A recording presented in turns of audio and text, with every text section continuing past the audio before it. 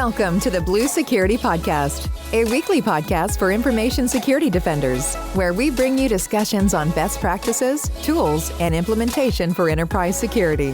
Now, here are your hosts for today's show, Andy Jha and Adam Brewer. Welcome to another episode of the Blue Security Podcast. I'm Andy, your host. I'm Adam, your co-host. Hey, I'm Shannon. Tonight we have Shannon Fritz back on our show. He is the first guest to have a second appearance. If you haven't listened to Shannon's episode almost a year ago now on device identity, I highly encourage you to go back and listen to that one. It is one of our most listened episodes, and there's a ton of great information on device identity. And what we're going to do tonight is follow up, as we promised. I know it's a little bit later than we had hoped, but we're going to follow up on that conversation and talk about device management, specifically Windows device management as it relates to device identity. So Shannon, for those of you who have not listened to his episode, why don't you give a quick introduction for our listeners about your experience in this area? Sure. Yeah, I've actually been working with Windows and deployment thereof for many years. I worked at a partner prior to working at Microsoft. I'm currently working on the customer acceleration team for Microsoft Managed Desktop. So I work with customers on doing deployment of devices in the context of that service, where we use Autopilot and Azure AD Join and Intune for managing those devices. And before that, I was working with other customers and partners that were using those technologies, as well as all of its precursors and the ones that are still wildly popular, like Domain Join, Hybrid Join, Configuration Manager, Co-Management, and all those pieces related to it. So I get to talk to customers a lot about the decisions they're making on the technologies they use for deploying and managing their devices. So as a follow-up for what we were talking about with device identity, we'll kind of talk a little bit today about some of the device management options that they have and some of the choices they might have to make and what they might mean. So when it comes to device management, oftentimes when you're in an organization, the device management team is often separate from the security team. But I think it's very important for security defenders to know the methods of device management and at least a basic understanding of how they work and how they relate, because using device management, you're able to deploy certificates, security profiles, policies, all of that stuff. You can't do that without device management. So it's very important for defenders to understand this. Shannon, you wrote a blog, which we'll put in our show notes for the listeners, on device management versus device identity. But real quick, we'll just kind of summarize the different methods of device identity and what is different about that when it comes to device management. For those who have listened to the previous show, this will be a little bit of a review, but I think it's important for our listeners to just have an understanding of what device identity is and the different postures of device identity. Yeah, the blog post you're mentioning, that was something that I wrote in kind of a response to a recurring theme of conversations I was having when I was a desktop technical specialist. We were talking a lot about some of the goals that customers had on deployment, and many times they were kind of interchanging phrases that meant very different things. Like they would say things like, "Oh, we're doing like hybrid management" or something like that, and like there isn't a thing. They would have hybrid identity. They could have co-management, but a lot of times it wasn't clear what meant what and how they tied together. So what I did is I really just made a grid or a table that has kind of on the left side a list of device identity types, which in this case was either Active Directory domain joined exclusively, hybrid joined, meaning they were domain joined and Azure AD registered, and then there is also Azure AD joined, which is meaning it has no relationship with Active Directory. Those were joined types of the device. And then on the across the top, the horizontal axis was around device management. So how can you manage those devices based on the identity that you've chosen? So given the different scenarios, there are some cases that you can't do a certain type of management of a device unless its identity is established. And that's basically what the blog post kind of helps to explain, is all of the correlations between if you have this device type, here is the type of management you're capable of doing. It doesn't really go too deep into the actual techniques and components of managing the devices. It dig a little bit, but it's kind of a really good backdrop for what we'll talk about today, because I cover the basis of each of those relationships in there, which gives you a good springboard to kind of dig deeper into which method would you choose in what scenario. I think one of the important things to understand when I talk to customers about this is I explain, first off, I love having a name for device identity, being able to say device identity is X, because I think that's something sometimes we've struggled to have a name for it. So that's a takeaway our listeners can have right away, is device identity being different than device management. And then the other message I tend to land is, outside of some edge cases, and Shannon, your table hits all of them, whether they're mainstream cases or edge cases, outside of the edge cases, for the most part, and I'm painting with a broad brush here, for things most customers do, they kind of don't really impact the other. Again, the things most customers want to do, whether that's, I want to be in this device identity state and I want to be in this device management state, for the most part, they aren't dependent on each other. Again, except in those edge cases where you're doing something really kind of extreme and weird, like that might not be supported. But for the most part, if you're playing in the middle, which is, of course, where most organizations wind up, while there's a relationship between the two, they don't really impact the other in terms of your available options. You kind of have most options most ways. So they're independent decisions, but they're related decisions. Yeah, and the other part that I'd like to make sure people know is that just because you've chosen to use a certain device type or management type doesn't mean you're committing the entire organization to that model. The scenario you're trying to meet could be accomplished with a different combination, and you are totally able to deploy one type for this scenario and another type for that scenario. Just because you've chosen to do co-management, for example, doesn't mean all devices must be co-managed. I mean, it adds a little bit of complexity to the configuration to make sure that you're targeting devices correctly so that these are co-managed and these are not. But it is totally possible. So in scenarios where, say, example, you might want to deploy a kiosk device, and those kiosk devices can totally be serviced by an Autopilot Azure AD joined Intune managed scenario, because it runs a very fixed, well-defined scenario. One application, maybe it's a digital sign or something that doesn't even have user interactions. Those could very easily be completely deployed cloud only. But then you can still have your more traditional devices that you want to have your on-prem domain join, and maybe you want to have just Configuration Manager managing it. That's completely okay. And you can have that in the same environment, the same identity for the users can be done that way. So just because you are looking at these different options is not a total commitment to the entire organization of one type of management and device identity. It's totally mix and match. Well, let's talk about the device management possibilities that we have.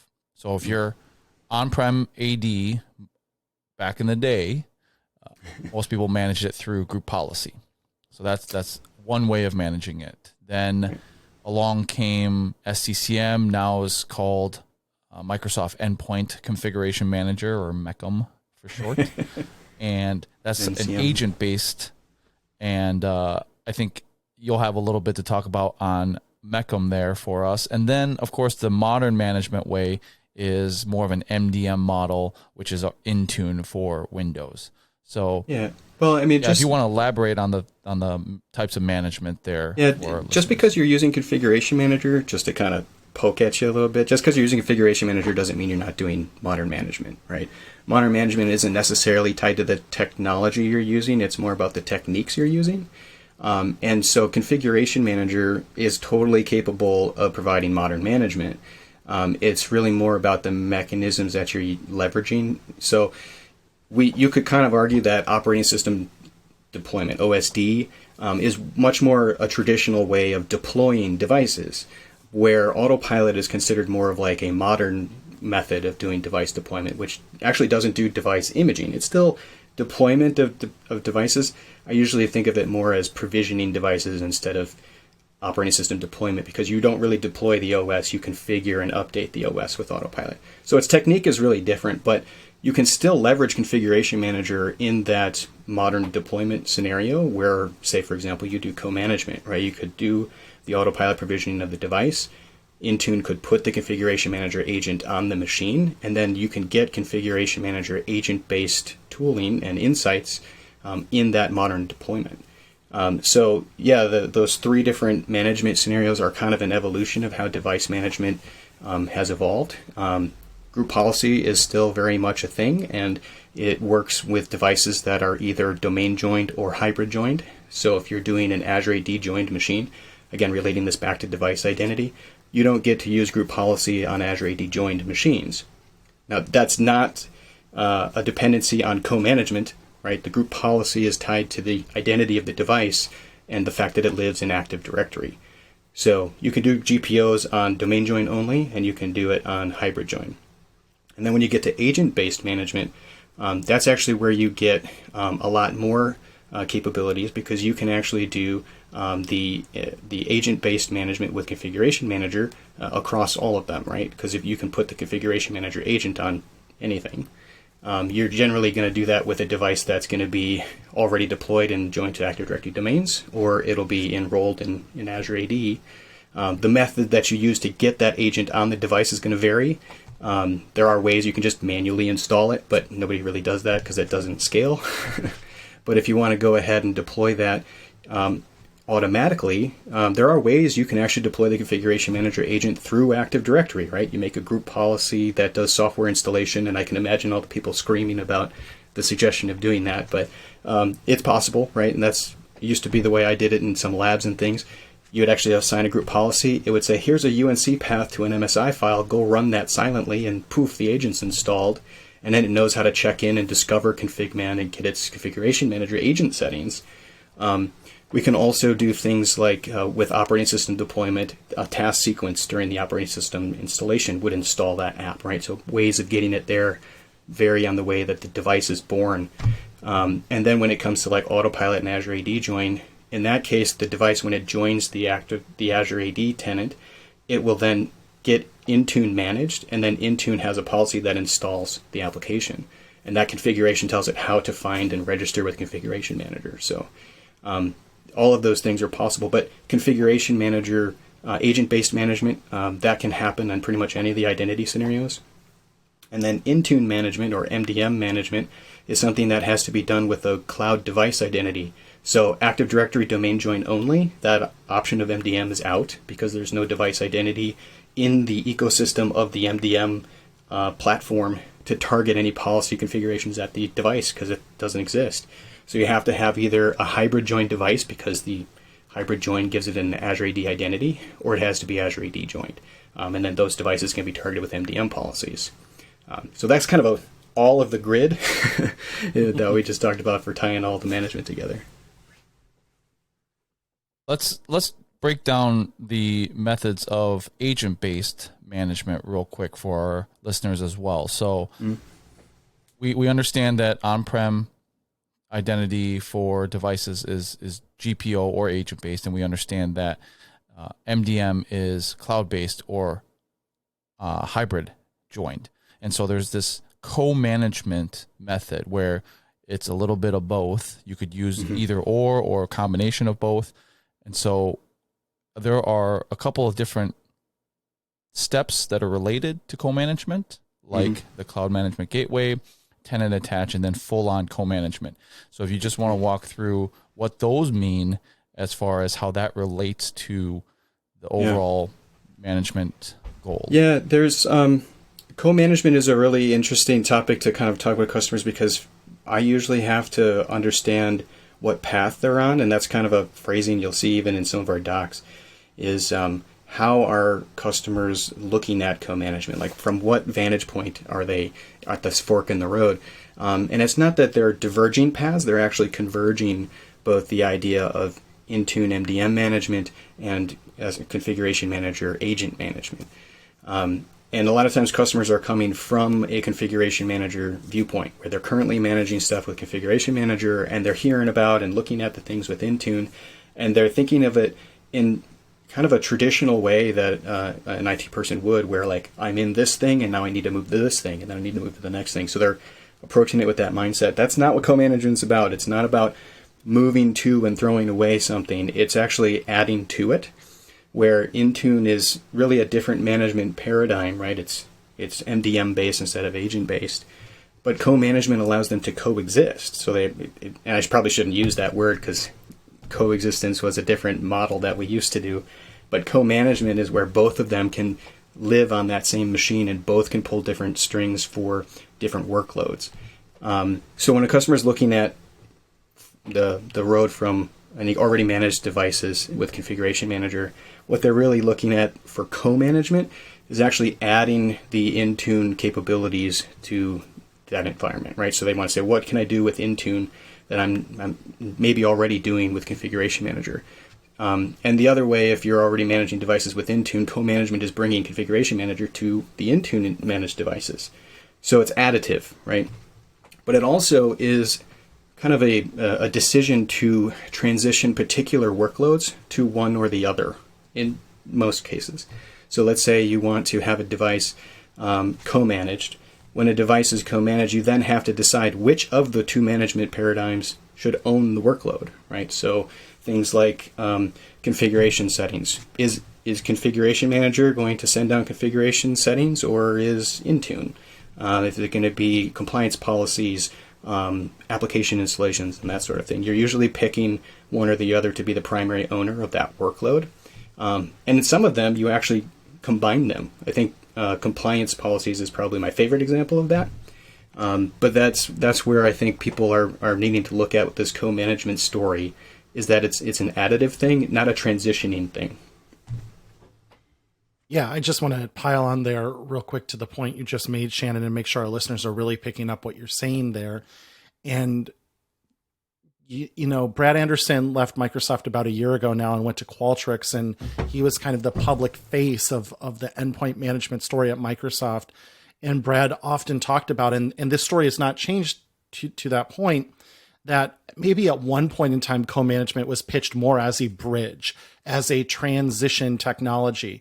But Brad made very clear in his last couple of years at Microsoft, and again, the story continues today, that co-management can be an end state in and of itself. It is not, doesn't have to be a transition state. It's not a bridge to get you all the way to Intune and leave Configuration Manager behind. It's a totally supported model and scenario to say, our strategy is to get to co-management and stay there for the long term. And that is actually today how Microsoft IT operates. All of our devices are co-managed that are issued by Microsoft. For sure. Yeah, I definitely see that. So as far as the kind of micro steps to get to co-management, I wouldn't say Cloud Management Gateway is a prereq, but it certainly makes things easier, right?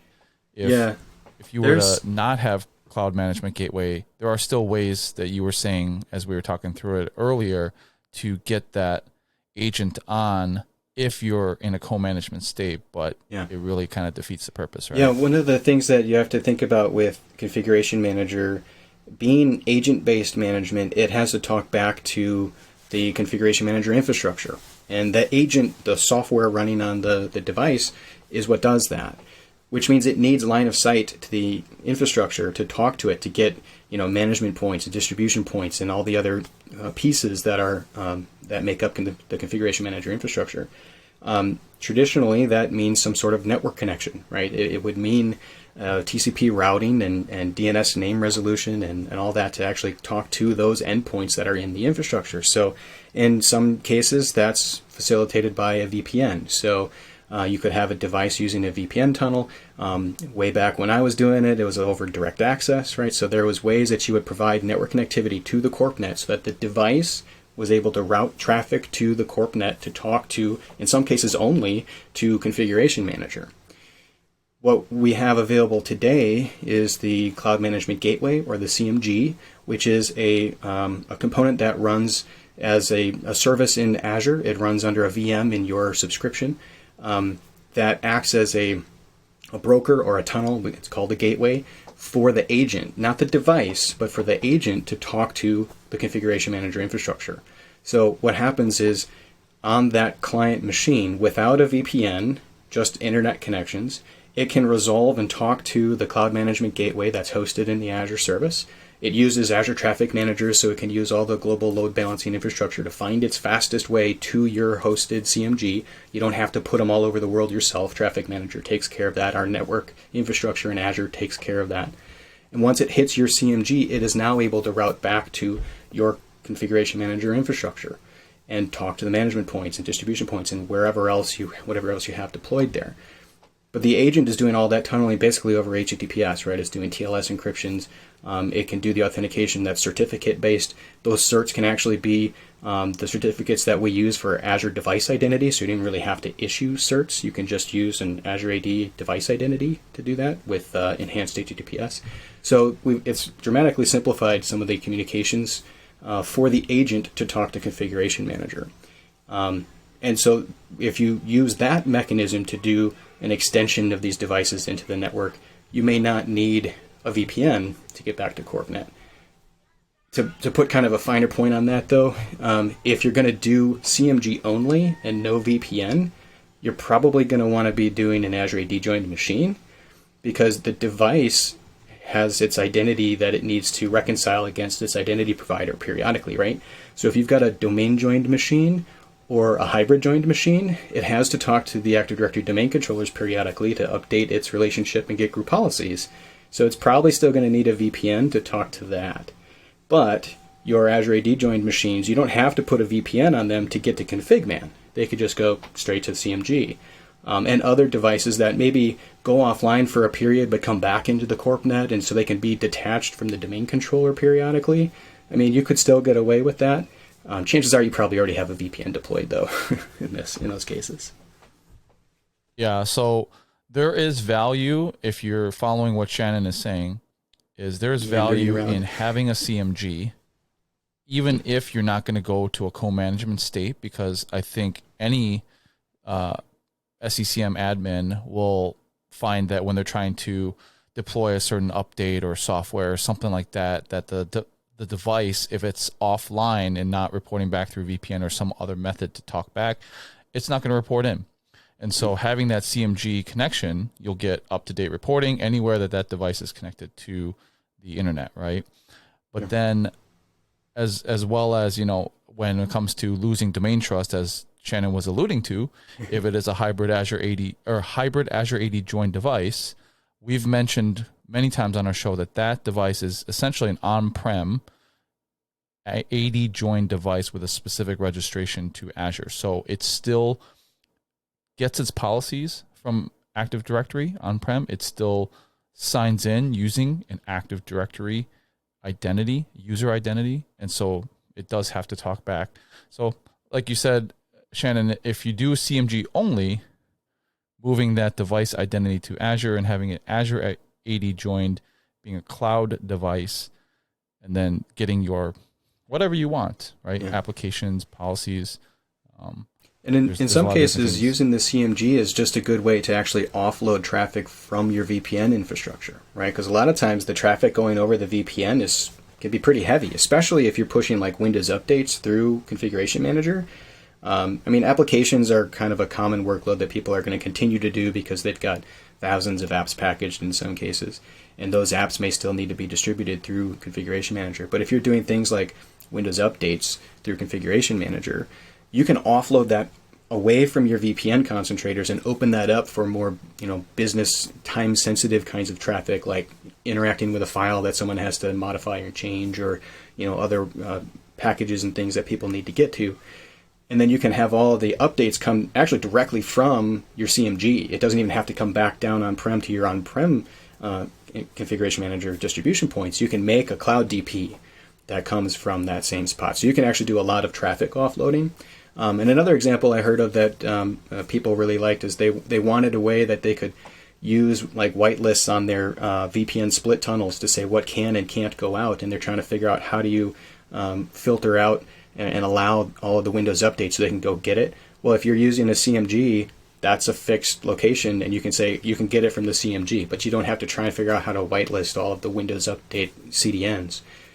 So That's not exactly how I'd recommend you do it. Like I'd encourage you to just use the Windows Update CDN. But if you're using split tunnel VPN and you're trying to do all this whitelisting or allow lists of traffic routing of what goes in and out, that might be another incentive to use the CMG, is because you can put your Cloud DP there and know where it's coming from and actually make those firewall roles. What about tenant attach?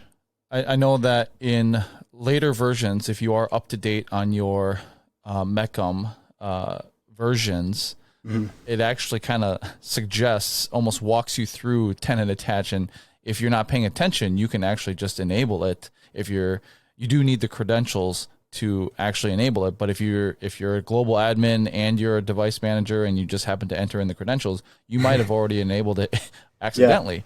Yeah, I've seen people do it. If you're not paying attention, what is tenant attach and how does that relate to co-management? So tenant attach is really interesting because it's actually just taking your current configuration manager managed components and basically exposing it to the Intune console and being able to get some immediate use out of the Intune infrastructure. So you can see things like real-time status of your configuration manager devices, because it goes through the Intune web portal to your configuration manager services and can see your inventory and your devices, and it can see things like event history on whether an application installation was successful or failure. Like, there's a lot of visibility of configuration manager components that is exposed in Intune with tenant attach.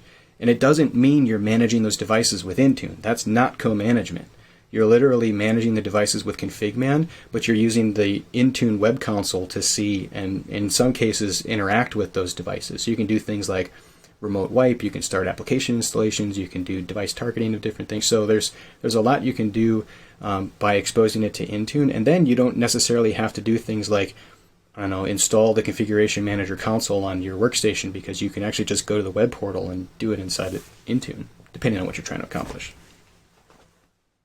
And have conditional access to get into the portal, right, through the web console. So, yeah, you can control access to the portal through conditional access like you would any other web portal that is through the M365 services.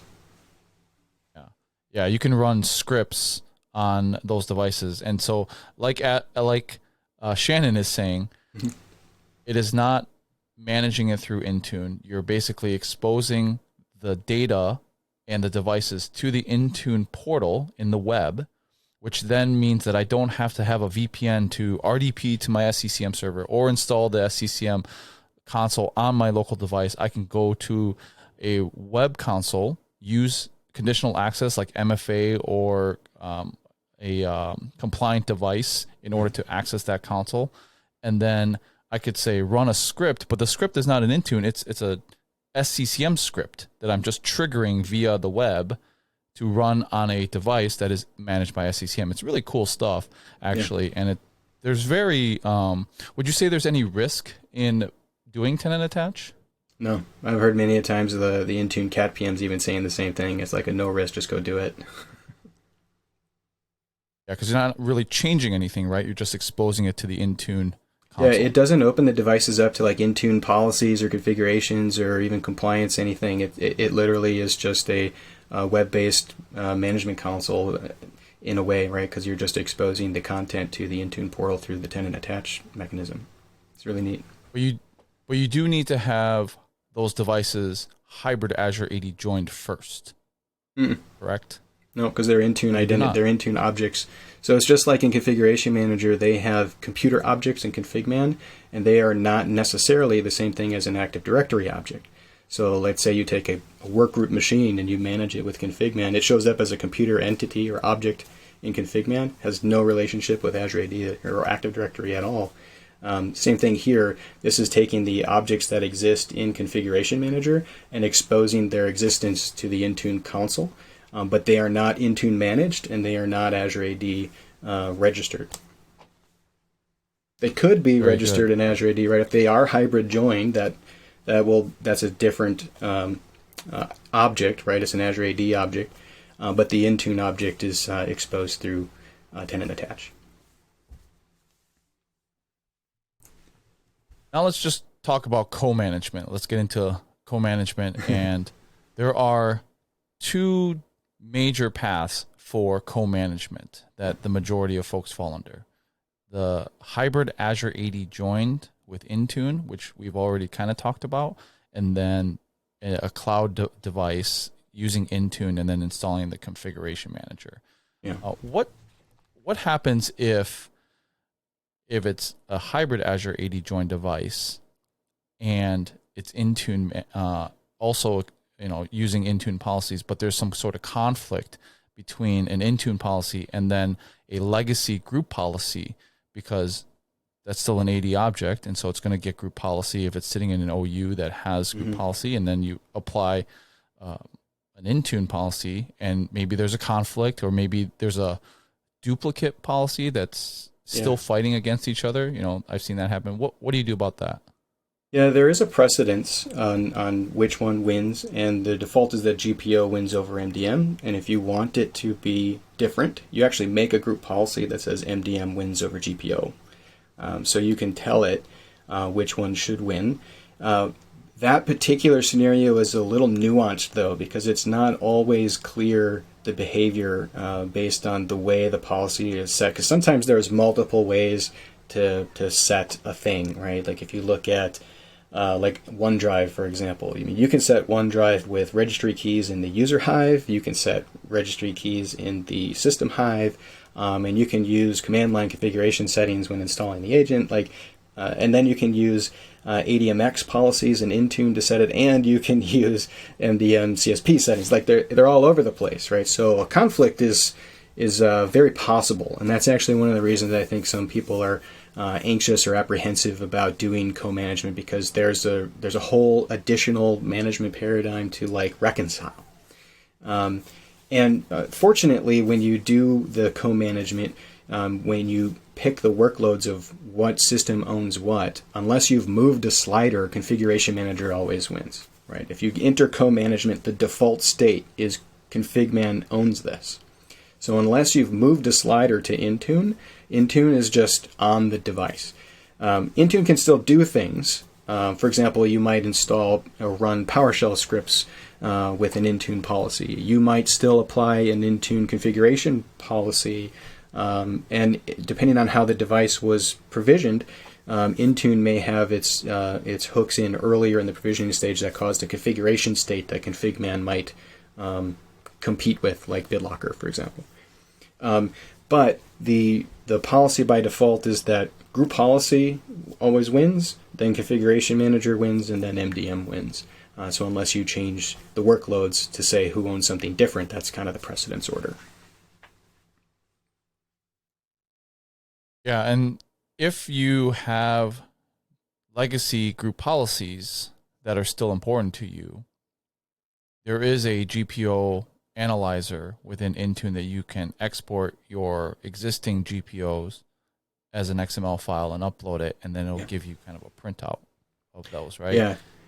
Yeah, the policy analyzer is pretty cool because you can take a set of group policies, upload them to the Intune policy analyzer, and it will tell you which of the like-for-like settings exist in Intune. And one of the things I usually caution people about when using that tool is don't expect 100%, because we're not aiming for 100%. There's so many group policies that have existed since pre-Windows 8, go back far enough. We're not bringing those in. We're not going to have settings in there for IE6. Right? It's just no relevance, right? So you're not going to find 100% like for like. You'll find quite a bit is going to exist or have a correlation. But you might also find that some settings are actually just managed differently, right? You might want to execute them in a whole different way. But the policy analyzer does give you a good frame of reference to say, this set of policies that I know and care about, I want to see what Intune says it can do exactly the same way. And then from there, you have a much smaller set of things you have to investigate on doing remediation in a different manner, whether or not it's even applicable, right? So you can actually very quickly address a good chunk of what you're wanting. I would usually encourage customers to kind of go through the process of, do I know what these settings do? Do I know why I care about those settings? And do I want to bring them in? do that before you even run the policy analyzer. Because if you just export all your GPO settings and compare all of them to Intune, and then you say, okay, what do I care about? It's not most of it. So, like, if you can we talked about this in the last one, right? Take a machine that comes right out of the box, do the Azure AD join and Intune management, and then see what needs to change. Do I need to install a certificate? Do I need to change a firewall setting? Do I need to install an application? You can use that as a better path of quickly getting to a functional state that you can then refine and tighten. And that same kind of thing is where that policy analyzer comes in. Is, let's say you've got that device in place and you say, okay, on our traditionally managed machines, we apply this policy and it does this thing because this reason. Is this reason met in this new scenario? It might not be something you actually create a policy. Like BitLocker is a pretty good example. If you have a current machine of any type that you can do that type of deployment of Azure AD Join and Intune, BitLocker turns on automatically almost every time, even without a policy, right? So you don't have to put an Intune policy to turn on BitLocker because device encryption, that feature, automatically turns it on. Now, if that encryption happens automatically and your key is escrowed to Azure AD, do you need to make a configuration policy for BitLocker on the devices for deployment? Maybe, maybe not.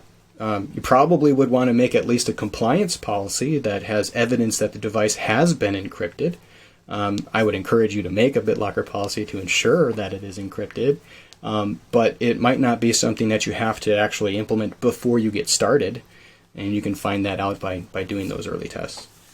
I think, to use an analogy, Shannon, when you move, you always throw stuff away before you move, so you're Hopefully. Not moving. It's a good idea. It's a best practice, at least, to do that. And so it's to use that analogy, like you're going to go through so you don't have to move all this heavy stuff that you don't need in your new house or your new place.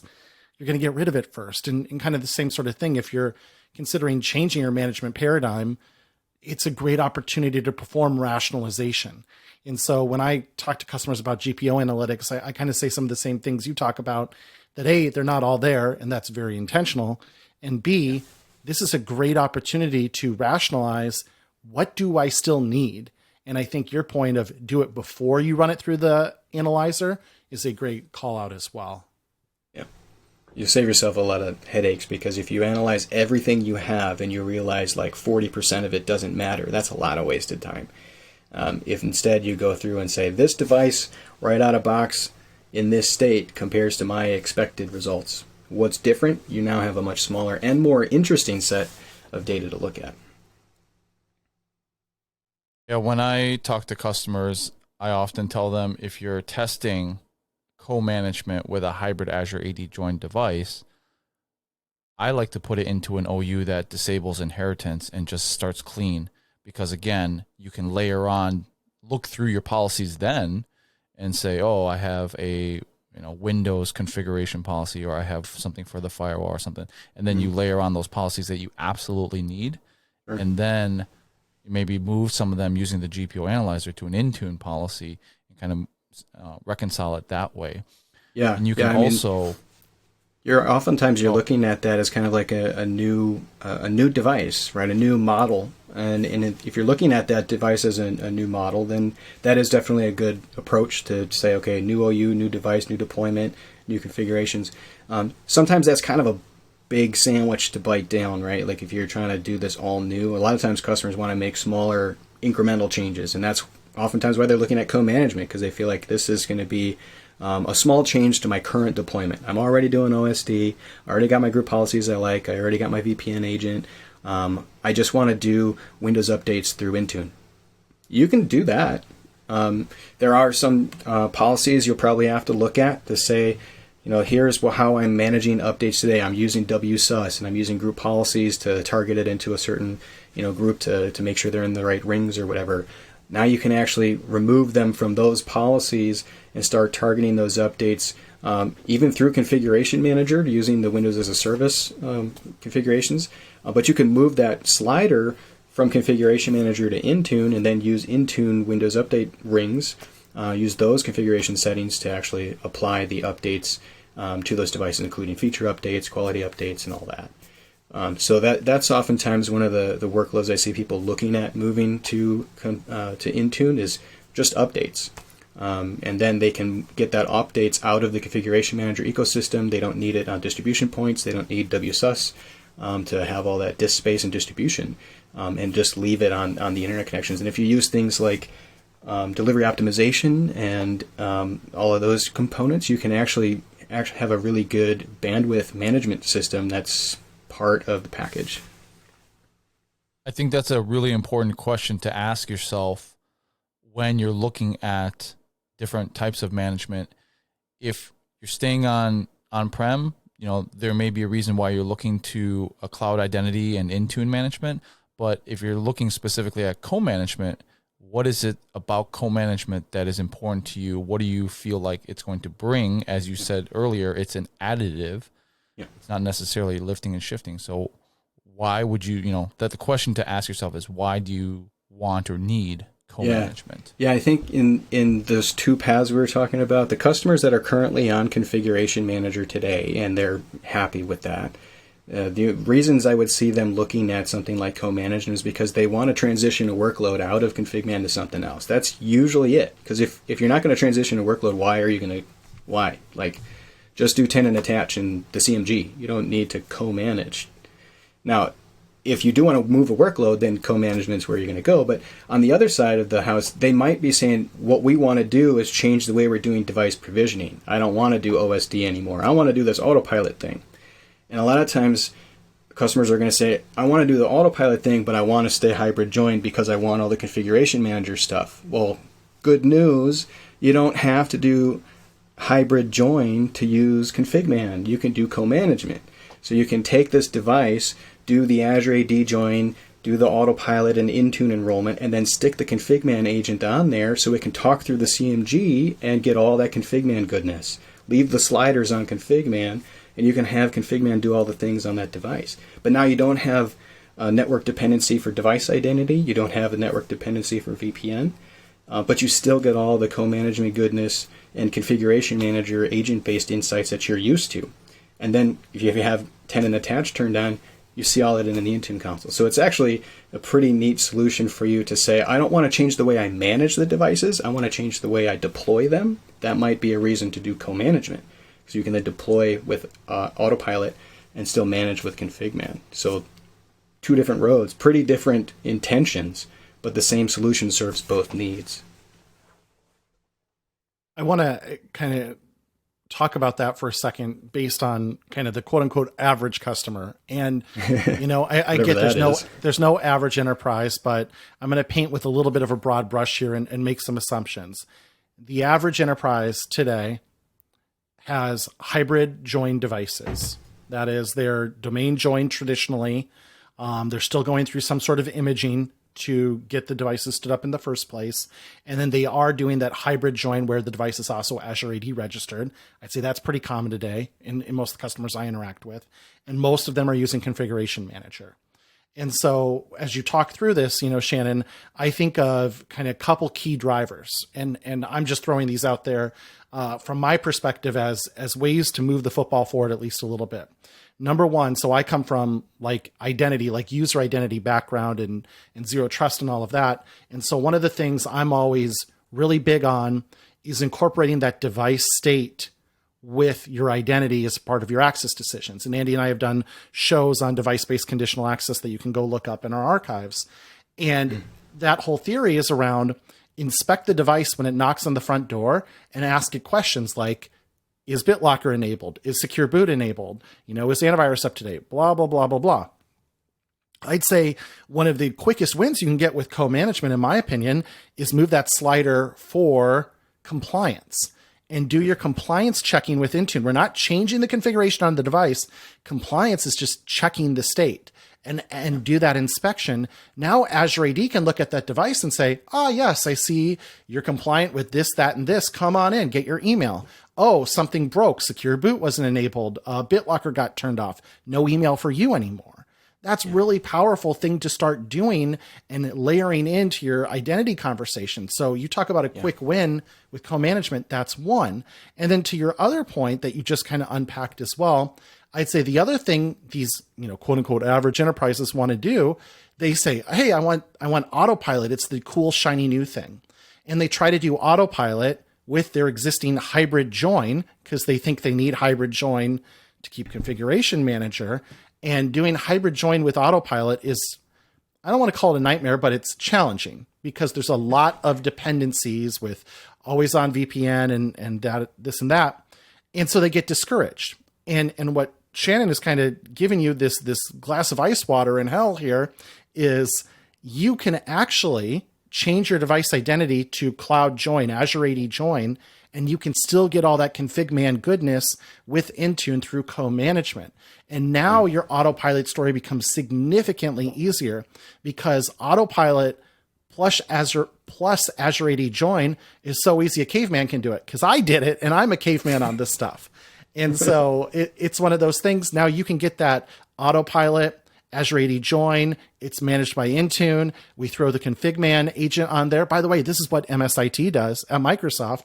And boom, you can use all your existing config goodness that you've built up over literally decades of using config, but you've simplified your device deployment story significantly. So I think for, again, our listeners who are thinking like, I'm the average enterprise and, what's the benefit of all this to me? Those are two, I'd say, ideas that jump out to me. If you want to do autopilot and simplify that path forward with changing the device identity, co-management helps you there. And co-management, I think one of the quickest wins, and I think we're going to talk about Windows Update for Business as well as the other, but I think compliance checking from my biased perspective is a huge win because that gets you to a zero trust kind of state a lot quicker. Yeah, the compliance workload is actually one of my favorite ones because when you move the workload for compliance from config to Intune, you are instructing the configuration manager agent that Intune owns the compliance state, but you can still have compliance settings in configuration manager. Like let's say you already have compliance settings and you want to make sure that the device that's connecting to something that's behind Azure AD that uses a conditional access policy, and you want to make sure that this device is compliant. If you move the workload to Intune, you then make an Intune policy that says the compliance requires the configuration manager's attestation to compliant state. So now you can combine them where Intune says, here's what Intune thinks compliant means, and here's what config says is compliant. So as long as config tells Intune that it's compliant, Intune then says the device is compliant. So you don't actually give up your compliant state from configuration manager. You can merge them. And that's what's really neat about that is without co-management, your conditional access capabilities for a hybrid joined machine is it hybrid joined? That's it, right? The device is hybrid joined. It doesn't tell you anything about compliance or configuration state. It's just joined to Active Directory. And in many cases, that's a good starting point. It's actually quite a good starting point. But if you really want to do compliance, Intune really has to own that, at least if you want to use compliance as a conditional access policy.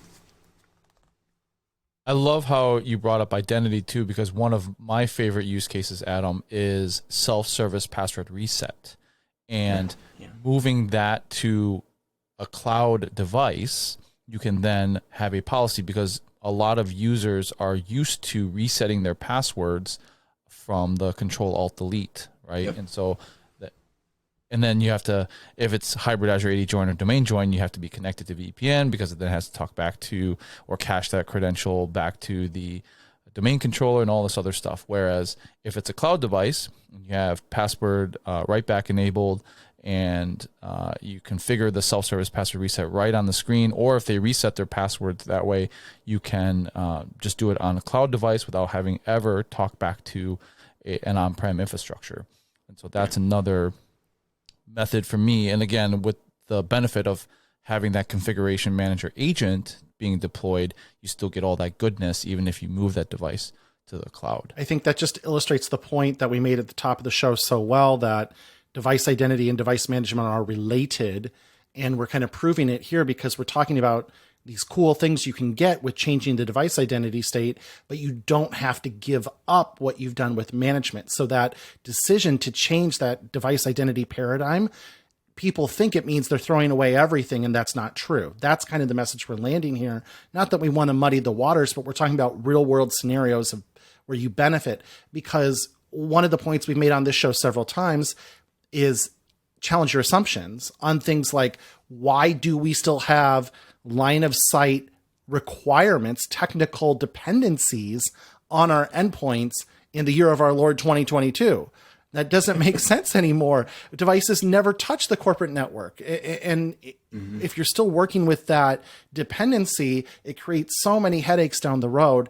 And so the story you should take away, dear listener, from today's conversation is that endpoint management is not a blocker to making that change, is kind of the gospel we're trying to spread here on this show. So kind of getting back to the story of two paths and, the benefits of co-management. Hopefully that enlightened a couple of ideas there.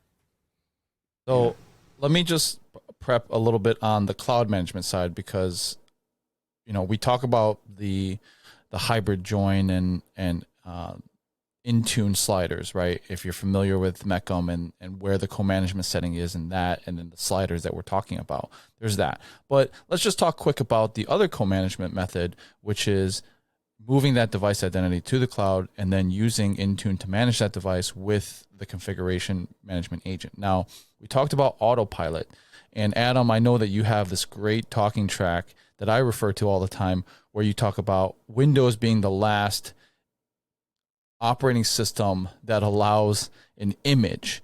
And Shannon alluded to that, where it's really, we're doing device provisioning. We're not imaging the device, where we're installing configurations, we're configuring the operating system, and that's what autopilot is. And it's not a prereq or even a requirement as part of Intune, but it certainly makes things a lot easier. Adam, why don't you kind of give your spiel on device imaging and why we should kind of move away from that when it comes to Windows? Yeah, so if you look at all the other major platforms out there and how we manage them, whether that's Mac OS, iOS, and Android, I'd say the other big three today, when we manage any of those devices, we don't say, bring your iPhone in so we can put the company iOS image on it. And Macintoshes, once upon a time, people did have like a company image for their Macs. But nowadays, Apple digitally signs the operating system for Mac OS, and they have security chips on there, even going back to Intel machines from a few years ago, the T2 chip, I think it was called, would validate that the operating system was cryptographically signed by Apple and wasn't modified. So you actually could not make your own image anymore. You had to take the stock Mac OS image and then layer all that MDM or agent-based goodness on top of it, whether you're doing just MDM or you're doing Jamf Pro as well, or whatever your choice was. But Windows has kind of been the last holdout where there's still been the option for companies to create their own device image. But if you think of this paradigm, it's not like this is a new concept. All the other major OSs, this is already how you manage those devices today. And so you take that known good image that's already on there and you start layering in all the things you need on top of it. And that's a lot of what we're talking about here. Yeah. And it's not that we can't do those things. It's just that there are so many customers that they do the imaging process that if we required everyone to do provisioning, oh my God, there would be such a backlash. So Mushroom cloud over Redmond. Right. So we're taking the feedback from our customers and we're giving them the options and the capabilities that we have and that they want. And so it's an evolution. But yeah, there are things like, remember S Mode, remember those machines? And now there's other secure core PCs and those kinds of things. Those are more along those lines of having like the device provisioned pre-staged in the way that you just modify later and you wouldn't do a re-image of them. I actually heard somebody talking about why are devices shipped without BitLocker turned on? Well, it's because of the way that devices get provisioned and configured, and if you want your encryption to be different than the way it comes stock, you'd have to decrypt and re-encrypt. It's because of all the options that customers and companies across the world need, and that variation comes from different requirements. Plus, where are you going to store the key? I mean, right. You want to ship it to you encrypted, you've got to get the key too. So, you create it on enrollment. So when you talk about using Intune to manage devices, there's two different ways of doing it. And I'll just give a quick story. So you have Azure AD join devices and then managed by Intune. And of course, you can layer on that configuration management agent. But you can also do it in a traditional MDM way that I think about it is you have it as a personal device, and then you can enroll it into Intune. And it's kind of two different methods, workplace join, we call it, where it's MDM enrolled, but it's still a personal device. And that does matter when it comes to management, because there are certain policies that are only available, just like Apple Business Manager, right? Automated enrollment. There's different types of policies you can layer on when it's a corporate owned device. And I don't mean like you bought it physically, right? Like I actually had a customer where they were purchasing the devices, creating a local user through the out-of-box experience, and then enrolling it into MDM. And I was like, well, why don't you just sign in? Because if you're doing the Azure AD join as it relates to identity, you're going to sign in with your corporate Azure Active Directory identity. That is not the way to do the enrollment. So like the grid that I was talking about that's on the blog post, that scenario, Workplace Join, is not on there because that's not considered a corporate device. That's a personally owned device because you sign in with a local identity or potentially a Microsoft account, your own MSA. Those devices can be enrolled and managed in Intune, and they're treated much more like a personal iOS or Android device in that case, because in those machines, the real admin of that physical asset is the user, and they own that device, and you're enrolling it under management so that some things can be pushed down through MDM. But the authentication to get onto the device is a local account. It's not a corporate identity. Similarly, in iOS devices, you'd sign in there with like an Apple ID, or an Android, you'd sign in with a Google account. You can also take an iOS device and you can do a corporate enrollment where you actually sign in with a corporate identity, right? It's not as common, which is kind of interesting because those devices would be like usually some sort of an appliance or something that somebody uses at like a checkout terminal in a retail store, or maybe they're a forklift driver and so they use that as an appliance. But like a Windows machine, they are much more tailored to the individual user signing in. So that part of creating a local account and then giving it to your employee to sign in, that's not corporate managed identities. Those are personally owned devices you're putting MDM on. Don't do that. do the Azure, because right in the Ubi you can sign in with your Azure AD identity, and that'll get Azure AD joined. And then you could set it up. You don't have to, but you could set it up to also auto enroll into Intune management. Now that all happens and isn't autopilot, but it is a corporate device and it is managed with a corporate MDM. You could still have that device go through the process of installing the configuration manager agent too. So like autopilot's not a prerequisite for doing device provisioning or Azure AD identity.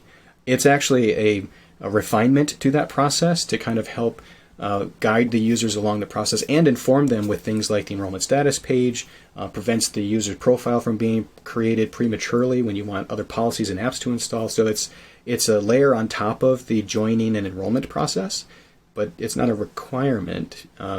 It's really good. You should do it, but it's not a requirement. It's options. Oh, a big question that I often get from customers is Intune the new way that Microsoft is pushing everyone to, and is Azure AD join the way that we're going to have to manage it in the future? Is MECM or SCCM going away?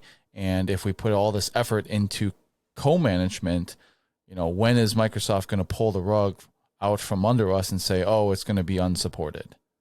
Yeah, I'm surprised we still hear the question, but no, we're not doing anything like that. Configuration Manager has a huge development effort behind it. It is a huge piece of our business and our customers' business, and there's no intent or signaling that it would go anywhere. A lot of investment is happening both in Intune and Configuration Manager, and that is why it is Configuration Manager, Endpoint Manager.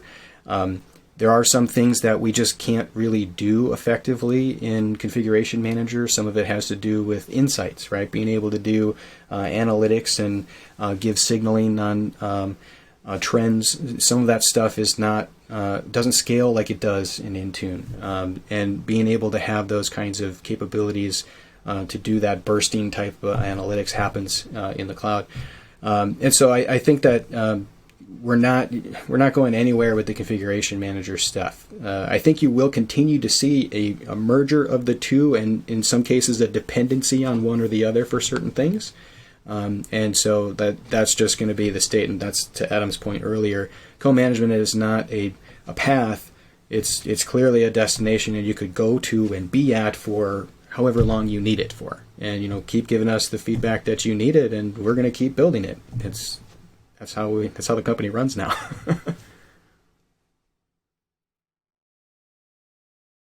Any final thoughts, Adam? Oh, you do a great job of usually doing a summary for our listeners. I want to hear Shannon summarize this for tonight. Let me hear his takeaways, final thoughts. Well, I get to talk to customers a lot about like the modern management and that story and the Azure AD join pieces. So when I hit the questions about co-management and where that goes, oftentimes it's customers who feel like they're falling behind, or feel like they're getting pressure from various places that are saying like, hey, you're failing because you haven't done these things. I don't think that's fair. I think that there is a lot of attention on things like Autopilot and Azure AD Join because, frankly, it's the new shiny, right? It's the cool new thing to do, but it is not the thing that everybody has to do. Because it's new, it's got a lot of attention. So for those folks out there that like feel like they're getting, kind of spit on for not adopting these technologies, we understand there's reasons. There are reasons that prevent you from moving for a myriad of reasons, and some of it is because I'm not going to do what you tell me, right? That's cool too, because like if you get all this pressure and you don't feel like you're ready, then that's okay. I would just ask that people stay open to the conversation and ask their questions, and you should get them answered. I'd invite anybody to reach out to me if they've got any kind of questions they feel like they're not getting answered. I might not have the answer, but I'm not that hard to find. So if you feel like you're curious about something or something's not clear, there's a lot of information out there that you can consume, and sometimes that's hard to figure out, but don't feel bad about it. There's plenty to do, and there's lots of innovations and options, and you just got to pick the ones that's right for you. It reminds me of when I was in corporate IT before I joined Microsoft. I was part of a Lotus Notes on premises to an Exchange Online Office 365 migration. And one of the things that struck me is I kind of asked the question when I arrived at this company, why on earth are you still on Lotus Notes?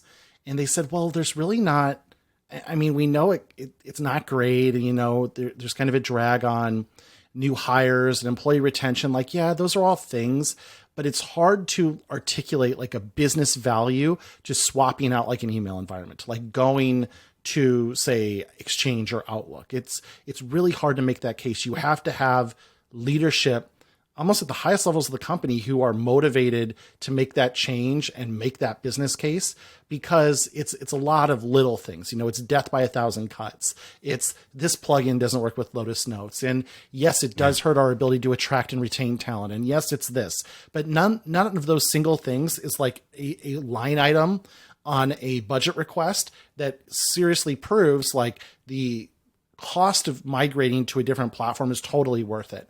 And I think a lot of that comes through with all of this conversation, Shannon, to your point, that it's really, really hard to like get a project funded to make some of these changes, because outside of Autopilot, where maybe you could show those cost savings by not imaging, drop shipping directly to users, not reshipping, not bringing them all into your corporate headquarters and unboxing them and putting them on the bench and imaging them and putting them back in. Like, I think there's cost savings there.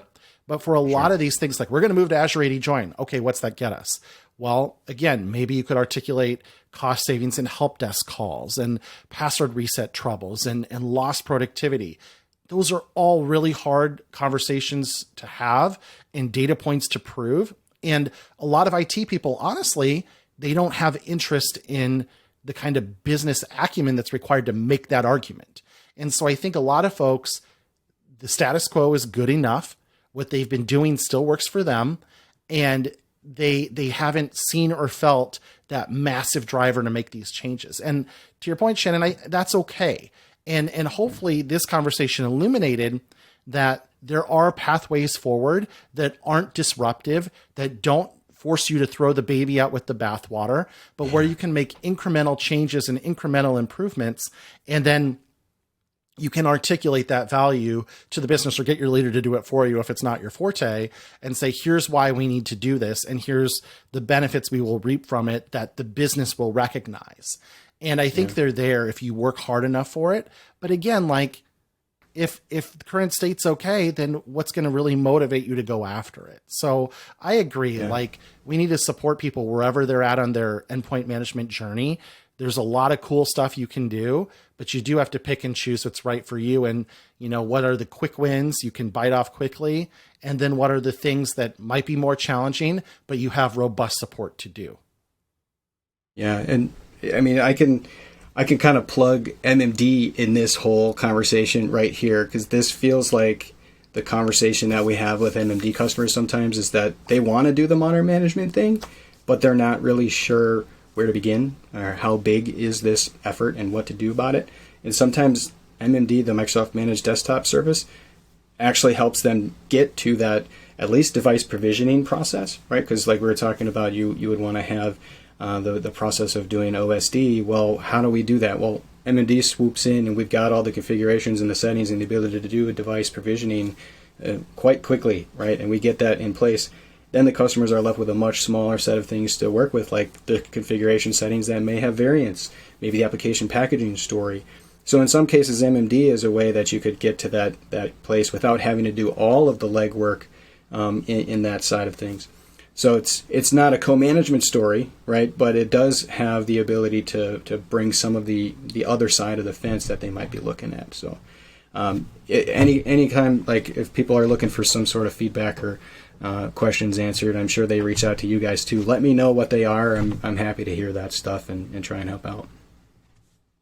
I'll give you my quick minute takeaways for our listeners here. So this is more device identity, but if you are using Active Directory and your domain joined, I would absolutely work on a project to move to hybrid Azure AD joined devices, because as Shannon mentioned, it may be basic, but it is one of the conditional access policies that you can layer on to make sure that that device is compliant and ensure that your data is secured. So that is something that I would work on. That is something that is fairly, if you're not doing co-management with that device and you're just moving the identity, very, it's not impactful at all to the user.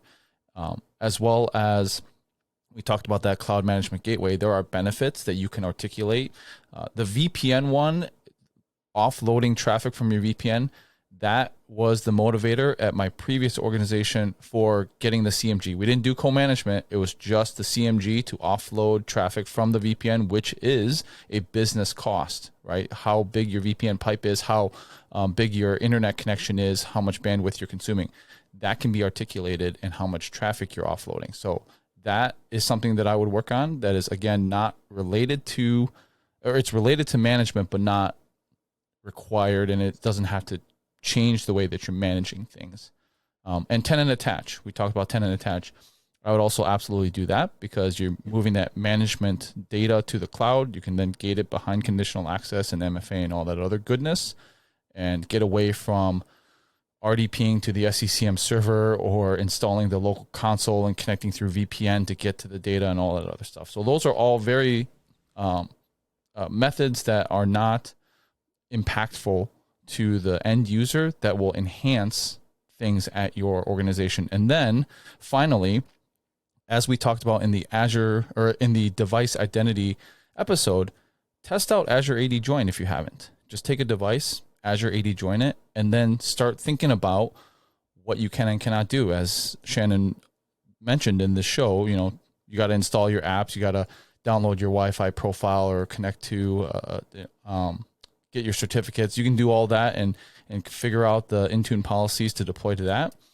And maybe you deploy it for a subset of users, just the folks who are remote. You can use hybrid Azure AD Join devices with on-prem agent-based management and not change a thing.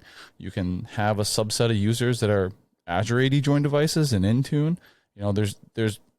It's not one and done. It does make it a little bit more complicated because you're managing two different methods, but you don't necessarily have to have, because there are benefits in having remote workers be on cloud devices, right? So those are my quick takeaways and to-dos for our listeners if they haven't done it. So Shannon, I know that we're going to put this in the show notes, but if you want to give a quick summary of where our listeners can find you, if they do have questions. Yeah, probably the most public way is, people can always find me on Twitter. I'm Mr. Shannon Fritz because Shannon Fritz was already taken. So Mr. Shannon Fritz is me. You can also, my first name dot last name, and I work at Microsoft, so you can probably just shoot me an email or find me on Teams that way as well. It's probably the easiest way to get in contact.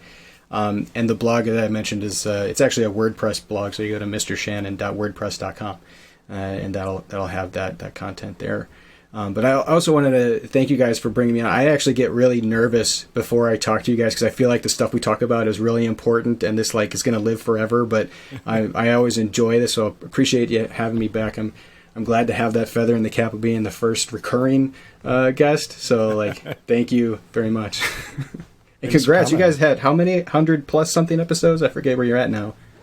You're at a lot. Over a year's worth, not 100 episodes yet though.